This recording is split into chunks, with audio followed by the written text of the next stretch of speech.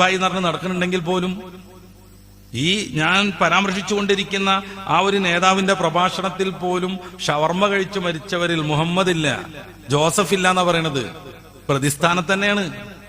ഒരു ക്രിസംഖ്യയും ധാരാളമൊന്നും സന്തോഷിക്കാൻ കഴിയില്ല. പ്രതിസ്ഥാനത്ത് തന്നെയാണ്. കാര്യം വിചാരധാരയിൽ ഒന്നാമതായി പറയുന്ന പ്രധാനപ്പെട്ട ശത്രു മുസ്ലിമാണ്, രണ്ടാമത്തേത് ക്രൈസ്തവരാണ്, മൂന്നാമത്തേത് കമ്മ്യൂണിസ്റ്റ് മാർക്സിസ്റ്റുകാരാണ്. അത് നടന്നുകൊണ്ടിരിക്കുന്നുണ്ട് ഉത്തരേന്ത്യയിൽ. കേരളത്തിൽ താൽക്കാലികമായ രാഷ്ട്രീയ അഡ്ജസ്റ്റ്മെന്റിൽ കുറേയൊക്കെ അങ്ങനെ പോകുന്നു, എന്നാലും ഇടക്കിടക്ക് ചീറ്റലുകൾ സംഭവിച്ചുകൊണ്ടിരിക്കുന്നു. ഉത്തരേന്ത്യയിൽ ഓരോ മാസവും പ്രസിദ്ധീകരിക്കപ്പെടുന്ന കണക്കുകൾ പരിശോധിച്ചാൽ വളരെയേറെ പീഡനം സഹിച്ചുകൊണ്ടിരിക്കുകയാണ് ക്രൈസ്തവ സമൂഹം. അതവിടെ ഉള്ളിന്ന് പോകാത്തത് കൊണ്ടാണ് ഷവർമ്മയുടെ കാര്യം പറയുമ്പോഴും ഷവർമ്മ തിന്ന് മരണപ്പെട്ടവരുടെ കൂട്ടത്തിൽ മുഹമ്മദ് ഇല്ല, അതേ പ്രകാരം തന്നെ ജോസഫ് ഇല്ല എന്ന് പറയുന്നത്. പിന്നെ ആര് മാത്രമുള്ളത്? വർമ്മ ഉണ്ട് എന്നാണ്. അങ്ങനെയാണ് കണക്കെന്ന് നമ്മൾ സമ്മതിക്കുക തൽക്കാലം. അങ്ങനെയാണെങ്കിലും വർമ്മ ഈ തിന്നുന്ന ഷവർമ്മ തിന്നണം എന്ന്, കൊല്ലുന്ന മരിക്കുന്ന ഷവർമ്മ തിന്നണം എന്ന് കരുതി ആരും സ്പെഷ്യലായിട്ട് വെക്കണമെന്നല്ല. ചില പ്രത്യേക പശ്ചാത്തലത്തിൽ ചിലപ്പോൾ ഈ മരണപ്പെട്ട വർമ്മ, അങ്ങനെ ഒരാളെ കാണാനില്ല നമ്മൾ പരിശോധിച്ച് നോക്കുമ്പോൾ, ഡീറ്റെയിൽസ് നോക്കുമ്പോൾ ഈ മരണപ്പെട്ട വർമ്മ അത് വാങ്ങിക്കൊണ്ടുപോയി യഥാസമയം കഴിക്കാതെ ചിലപ്പോൾ പിറ്റേ നിന്നിട്ടുണ്ടെങ്കിൽ അതിൻ്റെ എല്ലാ ഇതും മാറിപ്പോകും, അതിൻ്റെ എല്ലാ ഘടകങ്ങളും മാറിപ്പോകും. അത് വഴി ചിലപ്പോൾ വിഷാംശം ഉള്ളിലേക്ക് എത്തും. ഇവിടെ മതം നോക്കി വർമ്മനെ കൊല്ലാൻ വേണ്ടി കൊടുത്തു എന്നുള്ള രീതിയിലേക്ക് കാര്യങ്ങൾ എത്തുമ്പോൾ ഈ ഷവർമ്മ കൊണ്ടുവന്ന മുസ്ലിങ്ങൾ, അങ്ങനെയാണ് പറയണത്, അവർ പ്രതിസ്ഥാനത്തേക്ക് മെല്ലെ എത്തിച്ചേരുന്നു. ഇതല്ല ഭാരതീയ ദർശനം. ഇതല്ല നമ്മൾ മുന്നോട്ട് വെച്ച ഇതുവരെയും പുലർത്തിപ്പോന്ന സംസ്കാരം. ഒരു ടീമിനെ പാർശ്വവൽക്കരിക്കുക, എല്ലാവരെയും അവരുടെ ശത്രുക്കളാക്കി മാറ്റുക, പറഞ്ഞുകൊണ്ടിരിക്കുക, അവരുടെ അടിവേരുകൾ മാന്താനാകും വിധം ശ്രമിച്ചുകൊണ്ടിരിക്കുക.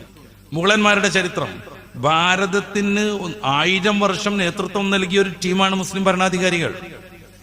അവർ അധിനിവേശക്കാരല്ലായിരുന്നോ എന്ന് ചോദിച്ചാൽ ആണെന്ന് പറയാം. അത് രാഷ്ട്രീയ അധിനിവേശമാണ്, മത അധിനിവേശമല്ല. അവർ മതം സ്ഥാപിക്കാൻ ബ്രിട്ടീഷുകാരെ പോലെ ശ്രമിച്ചില്ല.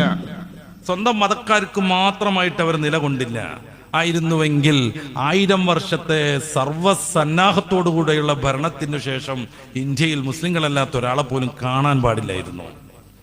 ആരോപിക്കപ്പെടുന്നത് ശരിയാണെങ്കിൽ വലിയ മഹാന്മാർ മുമ്പ് നമ്മൾ സൂചിപ്പിച്ചിട്ടുണ്ട്, ഇൽതുമിഷിനെ പോലെയുള്ള, ഔറംഗസീബിനെ പോലെയുള്ള, അവര് ദീനിന് പ്രാധാന്യം കൊടുത്ത് വലിയ പണ്ഡിതന്മാരായി ആത്മീയതയെ പുൽകി ജീവിക്കുമ്പോ അന്യമതക്കാരെ അംഗീകരിക്കാൻ പാടില്ലെന്നായിരുന്നു ഇസ്ലാമിന്റെ രീതിയെങ്കിൽ, അന്യമതക്കാരുമായി മിങ്കിൾ ചെയ്ത് ഒരു കാര്യവും ചെയ്യാൻ പാടില്ലെന്നാണ് ഇസ്ലാമിന്റെ നിയമമെങ്കിൽ, ഇന്ത്യയിൽ മരുന്നിന് പോലും പൊടിക്ക് പോലും ഈ ടീമിന്റെ നേതാവ് പ്രസംഗിക്കുന്നതാണ്, പൊടി പോലും കാണൂല എന്ന്. പൊടി പോലും കാണില്ലായിരുന്നു മുസ്ലിങ്ങളല്ലാത്തൊരു ടീം. കാരണം അത്ര പ്രതാപത്തിലാണ് അവർ അരുളിയത്, അത്ര പ്രതാപത്തിൽ. പക്ഷെ മതത്തിന്റെ രീതി അതല്ലാത്തത് കൊണ്ട് ഏറ്റവും നല്ല ഭക്തന്മാരിൽ പെടുന്ന ആളായും വർഗീയവാദിയായും പരാമർശിക്കപ്പെടുന്ന, പരിചയപ്പെടുത്തപ്പെടുന്ന ടിപ്പു സുൽത്താനിന്റെ 17 മന്ത്രിമാരിൽ 13 പേരും അമുസ്ലിങ്ങളായിരുന്നു, ഹൈന്ദവരായിരുന്നു. അദ്ദേഹത്തിന്റെ പ്രധാനമന്ത്രി പൂർണ്ണയ ശുദ്ധനായ ബ്രാഹ്മണനായിരുന്നു. പിൽക്കാലത്ത് അദ്ദേഹം തന്നെ മീർ സാദിഖിനോടൊത്ത് ടിപ്പു സുൽത്താനെ വഞ്ചിക്കാൻ നേതൃത്വം കൊടുത്തു എന്നത് മറ്റൊരു കാര്യം. ഔറംഗസീബിന്റെ പടനായകന്മാരുടെ കൂട്ടത്തിൽ ഹൈന്ദവരുണ്ടായിരുന്നു. ആരോട് യുദ്ധം ചെയ്യാൻ? ശിവാജിയുടെ രജപുത്രന്മാരോട് യുദ്ധം ചെയ്യാൻ. ശിവാജിയുടെ പട്ടാളക്കാരുടെ കൂട്ടത്തിൽ മുസ്ലിങ്ങളുണ്ടായിരുന്നു. ഇതാ പറയുന്നത്, ഇത് രാഷ്ട്രീയപരമായ പോരാട്ടമാണ്. അതിന്റെ ഭാഗമായാണ് സമ്പത്ത് കൂടിക്കിടക്കുന്ന ഇടങ്ങളൊക്കെ അവർ കൊള്ളയടിച്ചത്. സ്വാഭാവികമായും അതിൽ അമ്പലത്തിന്റെ സമ്പത്ത് വന്നിട്ടുണ്ട്, പള്ളിയുടേതും വന്നിട്ടുണ്ട്. പല രീതിയിൽ ഗ്രാന്റുകൾ അനുവദിക്കുമ്പോൾ ടിപ്പു സുൽത്താനൊക്കെ അനുവദിച്ച ഗ്രാന്റുകളിൽ നിരവധിയായത് ക്ഷേത്രങ്ങൾ പുനർനിർമ്മിക്കാനും നടത്തിപ്പിനുമാണ്. ഇപ്പോഴും ശ്രീരംഗപട്ടണം ക്ഷേത്രത്തിലൊക്കെ അതിന്റെ രേഖകളുണ്ട്. പല ചരിത്ര പണ്ഡിതന്മാരും അത് പുറത്തു കൊണ്ടുവന്നിട്ടുണ്ട്. പാർശ്വവൽക്കരിക്കപ്പെട്ട് ഒഴിവാക്കേണ്ടവരല്ല ഈ സമൂഹം എന്നർത്ഥം. നമ്മൾ ആലോചിച്ച് നോക്ക്, ഇപ്പോഴും ഇന്ത്യയിൽ അഭിമാനപൂർവ്വം നിലനിൽക്കുന്ന ഏതൊക്കെ സാംസ്കാരിക സൗധങ്ങളുണ്ടോ എല്ലാം മുസ്ലിങ്ങളുടെ സംഭാവനയാണ്. കുത്തുബ് മീനാർ, ചാർമിനാർ, ഡൽഹി ജുമാ മസ്ജിദ്, പരിസര പ്രദേശങ്ങൾ, ചെങ്കോട്ട, എല്ലാം നമ്മുടെ രാഷ്ട്രപതിക്കും നമ്മുടെ പ്രധാനമന്ത്രിക്കും ജനുവരി 26-നും ആഗസ്റ്റ് 15-നും ഒക്കെ വളരെ പ്രധാനപ്പെട്ട കാര്യങ്ങൾ ജനങ്ങളോട് ഉദ്ബോധിപ്പിക്കാൻ അവരിപ്പോഴും തിരഞ്ഞെടുക്കുന്നത് ഈ ചെങ്കോട്ടയും അനുബന്ധ സംവിധാനങ്ങളുമാണ്. നിർമ്മിച്ചതാരാണ്? ലോകത്തെ മനുഷ്യനിർമ്മിതമായ മഹാത്ഭുതങ്ങളുടെ കൂട്ടത്തിൽ പ്രധാനപ്പെട്ട ഒന്നാണ് താജ്മഹൽ. ആര് നിർമ്മിച്ചു? വളരെ കഷ്ടപ്പെട്ട് ഉസ്ബെക്കിസ്ഥാനിൽ നിന്ന് മാർബിൾ വിദഗ്ധന്മാരെ കൊണ്ടുവന്ന് ദീർഘമായ കാലം കഠിനാധ്വാനം ചെയ്ത് വലിയ സമ്പത്ത് ചെലവഴിച്ച് ഷാജഹാൻ എന്ന മുസ്ലിം രാജാവ് നിർമ്മിക്കുന്നു. ഇന്ത്യക്കൊരു ഏക രൂപം വന്നതുപോലും അവരുടെ കാലത്താണ്. ഒന്നുകൂടെ നമ്മൾ മനസ്സിലാക്കണം, മുഗളന്മാർ ഭരിക്കുന്ന കാലത്ത് ഇന്ത്യ ലോകത്തെ ഏറ്റവും വലിയ ഒന്നാം സാമ്പത്തിക ശക്തിയാണ്. ഒന്നാം സാമ്പത്തിക ശക്തിയാണ്. 1947 നമുക്ക് സ്വാതന്ത്ര്യം കിട്ടി. നമ്മൾ സ്വന്തം തന്നെ ഭരിക്കാൻ തുടങ്ങി. ഇപ്പോഴൊക്കെ ഏകദേശം ഇഷ്ടക്കാർ തന്നെ ഭരണം തുടങ്ങിയിട്ട് 11 കൊല്ലത്തിലേറെയായി. ഇന്ന് ഇന്ത്യ ലോക പട്ടിണിയുടെ കണക്കിൽ 107ാം സ്ഥാനത്ത് നിൽക്കുന്നു. ഗൗരവത്തോടെ മനസ്സിലാക്കേണ്ട, ഇതിന്റെ ഒരു ഭാഗം 120 രാഷ്ട്രങ്ങളാണ് ഈ പട്ടിണിയുടെ ഇൻഡെക്സിൽ ഉൾപ്പെട്ടിട്ടുള്ളത്. 120 രാഷ്ട്രങ്ങൾ. ഈ 120 രാഷ്ട്രങ്ങൾ പട്ടിണിയുടെ ഇൻഡെക്സ് വെളിപ്പെടുത്തുമ്പോൾ ഇന്ത്യ അതിൽ 107ാം സ്ഥാനത്താണ്. നമ്മുടെ കറൻസിയുടെ മൂല്യം ആലോചിച്ച് നോക്കൂ. പൊട്ടിപ്പൊളിഞ്ഞ് ഒരു രാഷ്ട്രത്തെ തന്നെ മൊത്തം ഇല്ലാതെയാക്കിയതായിരുന്നു അഫ്ഗാൻ അധിനിവേശം അമേരിക്കയുടെ. ക്ലസ്റ്റർ ബോംബുകൾ ഇട്ടിട്ട് ആ നാട് കളച്ചു മറിച്ചു. അതിനുശേഷം അവിടെ ഒരു ഭരണകൂടം ഉള്ള സൗകര്യങ്ങളൊക്കെ വെച്ച് തട്ടിക്കൂടി വന്നു.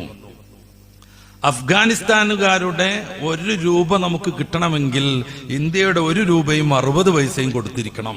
നമ്മുടെ രൂപയെക്കാളും ഈ തകർന്ന് തരിപ്പണമായി ശൂന്യതയിൽ കിടക്കുന്ന ആ നാട്ടുകാരുടെ കറൻസിക്ക് പോലും മൂല്യം കൂടുതലുണ്ട്.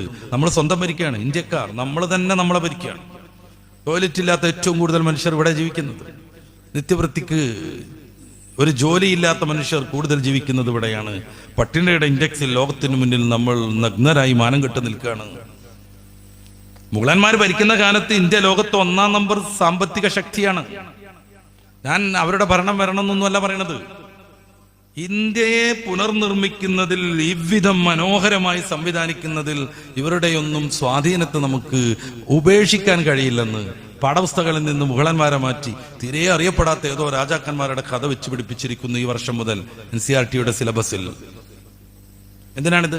ആ ഓർമ്മ പോലും നിലനിൽക്കരുത്. ഓർമ്മ പ്രധാനമാണ്. മനുഷ്യന് പ്രചോദനാത്മകമാണ്. സൂറത്തു മറിയമിന്റെ ആരംഭത്തിൽ 2ാമത്തെ സൂക്തം പരിശോധിച്ചു നോക്കൂ. ദിക്റു റഹ്മത്തി റബ്ബിക അബ്ദുഹു സക്കരിയ. തന്റെ അടിയാറാകുന്ന സക്കരിയ നബി അലൈഹിസ്സലാത്തു വസ്സലാമിന് അള്ളാഹു നൽകിയ റഹ്മത്തിന്റെ അനുസ്മരണമാണ് ഇവിടെ തുടങ്ങുന്നത് എന്നാണ്. ഈ പറയാൻ പോകുന്നത് കാഫ് ഹയ ഐൻ സ്വാദ്. ഈ പറയാൻ പോകുന്നത് ദിക്റു റഹ്മത്തി, അള്ളാഹു അവന്റെ അടിമകളിൽ പ്രധാനിയാകുന്ന സക്കരിയ നബി അലൈഹിസ്സലാത്തു വസ്സലാമിന് നൽകിയ റഹ്മത്തിന്റെ അനുസ്മരണമാണ് ഇവിടെ തുടങ്ങുന്നത് എന്നാണ്. എന്തിനാ? ബാക്കിയുള്ള ആളുകൾക്കൊക്കെ അത് പാഠമാവാൻ. വൃദ്ധനായിരുന്നു, ഭാര്യ വന്ധ്യയായിരുന്നു. നേരത്തെ ഞാൻ സൂചിപ്പിച്ചു, സക്കരിയ നബി അലൈഹിസ്സലാത്തു വസ്സലാം മറിയത്തിന്റെ അടുത്തേക്ക്, മറിയം ബീവി അലൈഹിസ്സലാമിന്റെ അടുത്തേക്ക് റളിയല്ലാഹു അൻഹയുടെ അടുത്തേക്ക് ചെല്ലണത്, ആ സമയത്ത് ഭക്ഷണം കിട്ടുന്നത്, ആ കുട്ടിയുടെ വളർച്ചയും വികാസവും പ്രൗഢിയും വിവേകവും പക്വതയും കാണുമ്പോൾ തനിക്കൊരു കുഞ്ഞുണ്ടാവണമെന്ന് ആത്മാർത്ഥമായി ആഗ്രഹിക്കുന്നത്. പടച്ച റബ്ബിനോട് പറയുന്നുണ്ട്, എൻ്റെ പ്രാർത്ഥനകളൊന്നും നീ തിരസ്കരിച്ചിട്ടില്ല, ഷഖിയ എന്നങ്ങനെ തോൽപ്പിച്ചിട്ടില്ല. അതുകൊണ്ട് ഞാൻ ഇങ്ങനെ ഒരു പ്രാർത്ഥന കൂടെ നടത്തുന്നു. അള്ളാഹു ആ മോഹം തീർത്തു കൊടുക്കുന്നു. വൃദ്ധനാവുന്ന സക്കരിയാവിന് തൻ്റെ വൃദ്ധയും വന്ധ്യയുമാകുന്ന ഭാര്യയിൽ യഹ്യാ നബി അലൈഹിസ്സലാത്തു വസ്സലാമിന് അള്ളാഹു നൽകുന്നു. ഈ ഒരു റഹ്മത്തിന്റെ അനുസ്മരണമാണ് ഇവിടെ തുടങ്ങാൻ പോണതെന്ന് ഖുർആൻ തുടക്കത്തിൽ പറയണത്. എന്തിനാണ്? ഇത്തരം അനുസ്മരണങ്ങൾ മനുഷ്യനെ ആർദ്രമാക്കും, അവരുടെ ഹൃദയത്തെ വിശാലാക്കും, പരസ്പരം കാരുണ്യം ചെയ്യാനുള്ള പ്രേരണയാകും. ഇതിനപ്പുറം ഏതൊരു സംസ്കൃതിയിൽ നിന്നും വിഷം ഉൽപ്പാദിപ്പിക്കാൻ വേണ്ടി ശ്രമിക്കുന്നത് രാജ്യത്തെ സങ്കുചിതമാക്കി കളയും. ആവശ്യമുള്ളവർക്ക് കഴിക്കാം ഏതു ഭക്ഷണവും. ഇപ്പോ മുസ്ലിം ഫുഡ് കേന്ദ്രീകരിച്ച് ക്രിസംഖികളുടെ നേതൃത്വത്തിലും വലിയ ടാർഗറ്റ് ചെയ്ത പ്രവർത്തനങ്ങളുണ്ട്. അതിൽ പ്രധാനമായിട്ടും പറയുന്നത് നമ്മൾ ബിരിയാണി വെക്കുന്നത് തുപ്പിയിട്ടാണെന്ന്. ഏറ്റവും കൂടുതൽ ശുദ്ധി എന്ന് വെച്ചാൽ ഈമാനാകുന്ന ഏറ്റവും പരമപ്രധാനമാകുന്ന സംസ്കൃതിയുടെ അർദ്ധഭാഗം ശുദ്ധിയാണെന്ന് പഠിപ്പിക്കുന്ന മത ഇസ്ലാം. എന്തിനാ സംഭവിക്കുന്നത്? ഈ മാറ്റൂന്നൊക്കെ പറയുന്ന ചങ്ങാതി ഉണ്ടല്ലോ, വർഗീയത മാത്രം പച്ചക്ക് പറയുന്നത്. അയാൾ ഈടെ പറഞ്ഞത്, മിനിഞ്ഞാന്ന് പറഞ്ഞത്, ഞങ്ങളും ഹിന്ദുക്കളും ചേർന്നിട്ട് നിങ്ങളുടെ സാമ്പത്തികം മുട്ടിക്കും, നിങ്ങളുടെ ജീവിതം ദുസ്സഹമാക്കുന്നതാണ്. എന്തിനാ ഹിന്ദുക്കളെ കൂട്ടണത്? അവർ സ്വന്തം എന്ന് പറയട്ടെ. എന്തിനാ എല്ലാ ക്രിസ്ത്യാനികളെന്ന് പറയുന്നത്? അയാളും അയാളെ പോലെയുള്ള കുറച്ച് ക്രിസംഖികളും എന്ന് പറയട്ടെ. എല്ലാ ക്രിസ്ത്യാനികളും ആ രീതിയിലാണോ? അല്ല. ലോകത്തെ എല്ലാ ഹിന്ദുക്കളും, പ്രത്യേകിച്ച് ഇന്ത്യയിലും കേരളത്തിലും ഹിന്ദുക്കൾ മുസ്ലിങ്ങൾ നശിച്ചു കാണണമെന്ന് ആഗ്രഹിക്കുന്നവരാണോ? അല്ല. ന്യൂനപക്ഷത്തിന് മാത്രം അത്തരം ചില വർഗീയ ചിന്തകൾ കുത്തിവെക്കാനും അത് വിജയിപ്പിച്ചെടുക്കാനും ചിലർക്ക് കഴിഞ്ഞിട്ടുണ്ട്. എന്നിട്ട് പറയണേ എനിക്കും ഏമാനും കൂടി 2000 റുപ്യ എന്ന് പറഞ്ഞ മാതിരി. ഒരു വക്കീൽ കുമസ്തനോട് ചോദിക്കുന്നുണ്ട് എത്ര നിങ്ങൾക്ക് ശമ്പളം എന്ന്. ജാള്യം കൊണ്ട് മൂപ്പർക്ക് അത് പറയാൻ വയ്യ, മൂപ്പരുടെ സ്വന്തം ശമ്പളം. മൂപ്പര് ആഡ് ചെയ്തിട്ട് പറയണേ എനിക്കും ഏമാനും കൂടെ 2000 രൂപയാണ്. ഏമാന് 950, മൂപ്പർക്ക് 50. അതാണ്. അതേമാതിരി ഞങ്ങളും ഹിന്ദുക്കളും കൂടി ചേർന്നിട്ട് നിങ്ങളങ്ങോട്ട് ശരിയാക്കി കളയുന്നു. എന്തിനാ ഞങ്ങളും ഹിന്ദുക്കളും കൂടെ? ഇതാണോ ഇന്ത്യ ഇതുവരെ നിലനിർത്തിയ സംസ്കാരം? അല്ല. ഇതാണ് ക്രിസ്തുവിന്റെ സ്നേഹമതം? ഇല്ല. എല്ലാ ചർച്ചിന്റെയും മതിലുകളിൽ പൈൻ്റടിച്ചിട്ട് വണ്ണത്തിൽ എഴുതി വെക്കുന്നത് ദൈവം സ്നേഹമാണെന്നാണ്. ഇതാണോ സ്നേഹമതം? ഇതാണോ സ്നേഹമതം? നിന്നെപ്പോലെ നിന്റെ അയൽക്കാരനെ സ്നേഹിക്കുക എന്നാണ്. ഇതാണോ സ്നേഹമതം? നിന്റെ ഒരു വശത്ത് ആരെങ്കിലും തല്ലിയാൽ മറുവശം കാണിച്ചു കൊടുക്കുക എന്നാണ് യേശുവിന്റെ ദർശനം. ഇതാണോ സ്നേഹമതം? പരവിദ്വേഷത്തിന് വേണ്ടി ജീവിച്ചുകൊണ്ടിരിക്കുക. ഞങ്ങൾ ഹിന്ദുക്കളും ചേർന്നിട്ട് നിങ്ങളങ്ങോട്ട് ശരിയാക്കി കളയുന്ന പച്ചക്ക് പറയാം. അവർക്കെതിരെ കേസുകളില്ല, അവരെ അറസ്റ്റ് ചെയ്യണില്ല, അവർക്കെതിരെ എല്ലാവരും കൂടി പൊട്ടി പുറപ്പെടുന്നില്ല. ഈ വർഷം പുലർന്നതിന് ശേഷം ഏകദേശം 5-6 മാസത്തേക്ക് നമ്മൾ എത്തുന്നുള്ളൂ. അപ്പോഴേക്ക് 9 ക്രിമിനലുകളെ, ഈ പറയുന്ന പ്രസ്ഥാനങ്ങളോട് ചേർന്ന് നിൽക്കുന്നവരെ, പാകിസ്ഥാനാകുന്ന ഇന്ത്യയുടെ 1-ാം നമ്പർ ശത്രുവിന് സൈനിക രഹസ്യങ്ങളടക്കം ചോർത്തിക്കൊടുത്തതിന് അറസ്റ്റിലായിട്ടുണ്ട് 9 പേർ. മിനിഞ്ഞാന്ന് പോലും അത് സംഭവിച്ചിട്ടുണ്ട്. ആരെങ്കിലും ചർച്ച ചെയ്തോ? മുസ്ലിം സൊസൈറ്റിയിൽ അനിവാര്യമായ ഘട്ടത്തിൽ ഏതെങ്കിലും ഒരു ദമ്പതികൾ തലാക്ക് ചൊല്ലി പിരിയേണ്ടി വന്നാൽ അത് ആഴ്ചകൾ നീണ്ടു നിൽക്കുന്ന ചർച്ചയാണ്. ഇസ്ലാം സ്ത്രീകളെ പീഡിപ്പിച്ചു എന്നാണ്. ആലോചിച്ചു നോക്കുങ്ങൾ. തലാക്ക് എന്ന് പറയുന്ന, അത് ഏത് പേരിൽ വിളിച്ചാലും, ഭാര്യയും ഭർത്താവും മോചനം നേടാനുള്ള ഏർപ്പാട് ഇന്ത്യയിൽ എല്ലാ മതസ്ഥർക്കും അതവരുടെ സിവിൽ നിയമത്തിന്റെ ഭാഗമാണ്, ക്രിമിനൽ അല്ല. മുസ്ലിങ്ങൾക്ക് മാത്രം മുത്തലാഖ് ക്രിമിനൽ പ്രശ്നമാണ്. ഒരാൾ മുത്തലാഖ് നടത്തിയിട്ടുണ്ടെങ്കിൽ അയാൾ ക്രിമിനൽ കുറ്റക്കാരനാണ്. ഏത് നിമിഷവും അറസ്റ്റ് ചെയ്യപ്പെടാം, എത്രയും ജയിലിലിടാം. വിചാരണ തടവുകാരനായി അയാളുടെ ആയുസ് തീരോളം വേണമെങ്കിൽ അയാളെ ജയിലിലിടാം.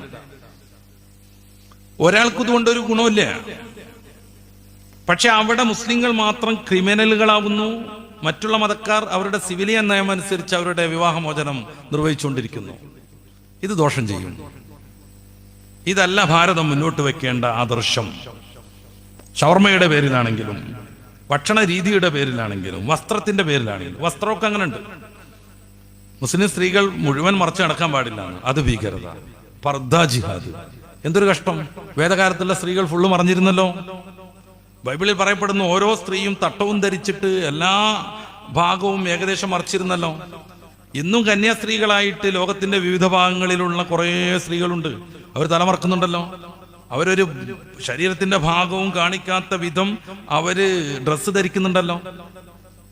അപ്പൊ അതിനൊരു മറുപടി, അത് എല്ലാവരും ഒന്നുമല്ല, ഞങ്ങളെ കൂട്ടത്തിലെ വിശുദ്ധരായ ആളുകളാണ്. പരിശുദ്ധ ഇസ്ലാം എല്ലാ സ്ത്രീകളെയും വിശുദ്ധകളായി കാണുന്നു. എന്താ മറുപടി? പരിശുദ്ധ ഇസ്ലാം എല്ലാ സ്ത്രീകളെയും വിശുദ്ധരായി കാണുന്നു. വിശുദ്ധകൾക്ക് മാത്രം ധരിക്കേണ്ട വസ്ത്രം എല്ലാ സ്ത്രീകളും ധരിക്കണമെന്ന് ഇസ്ലാം ഷടിക്കുന്നു. ഒരു തർക്കമല്ല. സൂറത്തുൽ നൂർ വായിക്കുക, സൂറത്തുൽ അഹ്സാബ് പഠിക്കുക. ഇത് ഇസ്ലാമിന്റെ ആദർശമാണ്. ഇതാരുടെയെങ്കിലും മോഹത്തിനനുസരിച്ച് മാറ്റാനോ മറിക്കാനോ ഇന്ത്യൻ ഭരണഘടന പോലും പറയണില്ല. 25, 26, 27 ആർട്ടിക്കിൾ പറയുന്നത് മതസ്വാതന്ത്ര്യത്തെ കുറിച്ചാണ്. ഓരോരുത്തരുടെയും സംസ്കാരം വെച്ചു പുലർത്താം എന്നതിനെ കുറിച്ചാണ്. എല്ലാവർക്കും അവരുടെ ആദർശം പഠിപ്പിക്കാൻ വേണ്ടി സ്ഥാപനങ്ങൾ തുടങ്ങാം, പ്രസിദ്ധീകരണങ്ങൾ തുടങ്ങാമെന്നാണ്. ആർക്കും അവരുടെ ഇഷ്ടത്തിനനുസരിച്ച് ഭക്ഷണം കഴിക്കാം. അത് ഇന്ത്യൻ ഭരണഘടന ഉറപ്പു നൽകുന്ന മൗലികമായ അവകാശമാണ്. ഏതെങ്കിലും ഒരു രാഷ്ട്രീയ നേതാവിന് അല്ലെങ്കിൽ മത നേതാവിന് ഇഷ്ടമല്ല എന്ന് കരുതിയിട്ട് അയാൾക്ക് അനിഷ്ടകരമായ ഫുഡുകളൊക്കെ വിരോധിക്കുക എന്നുള്ളത് ലോകത്ത് ഒരു നാട്ടിലും പ്രായോഗികമേ അല്ല. അതുകൊണ്ട് ഇന്ത്യക്ക് ഒരു സംസ്കാരമുണ്ട്. ആ സംസ്കാരം ഉൾക്കൊള്ളാനും എല്ലാ അർത്ഥത്തിലുമുള്ള വൈവിധ്യങ്ങളെ മനസ്സിലാക്കാനും എല്ലാവരും ശ്രമിക്കണമെന്ന് പ്രത്യേകമായി ഓർമ്മപ്പെടുത്തുന്നു. ഞാൻ നേരത്തെ പറഞ്ഞതുപോലെ മതങ്ങൾ തമ്മിൽ മാത്രമല്ല, ആദർശങ്ങൾക്കിടയിൽ, ഒരേ മതത്തിനിടയിൽ ഒരിക്കലും പൊരുത്തപ്പെടാൻ പറ്റാത്ത വിധം വൈരുദ്ധ്യങ്ങളുണ്ട്. ചാർവാക ദർശനത്തെ അംഗീകരിക്കുന്നു ഹൈന്ദവർ. ചാർവാകൻ എന്ന് പറഞ്ഞാൽ ദൈവമല്ല എന്ന് പറയുന്ന ആളുകളാണ്. എന്നാൽ 33 കോടി ദൈവങ്ങളെ മറുവശത്ത് പരിചയപ്പെടുത്തുകയും ചെയ്യുന്നു. ഇത് രണ്ടും ഒരിക്കലും മിങ്കിൾ ചെയ്യാൻ കഴിയില്ല. പക്ഷെ എല്ലാത്തിനെയും അംഗീകരിക്കുക എന്നുള്ളതാണ് ഭാരതം മുന്നോട്ട് വെച്ച ഒരു ആദർശം.